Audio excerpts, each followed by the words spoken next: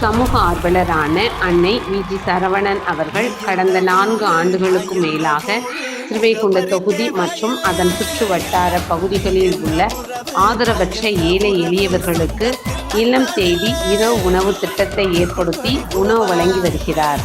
இந்நிலையில் தமிழக வெற்றிக் கழகத்தில் ஐம்பெரும் கொள்கை தலைவர்களுள் ஒருவரான சமூக ஆர்வலர் அஞ்சலை அம்மாளை கொள்கை தலைவராக அறிவித்ததன் ஈர்ப்பால் தமிழக வெற்றிக் கழகத்துடன் இணைந்து தமிழக வெற்றிக் கழக தலைவர் தளபதி திரு விஜய் அவர்களின் ஆசியுடன் கழக பொதுச் செயலாளர் அண்ணன் முத்தியன் ஆனந்த் அவர்களின் வழிகாட்டுதலின்படியும் மதிய உணவு மற்றும் இரவு உணவு திட்டத்தை ஏற்படுத்தி உணவு வழங்கி வருகிறார்.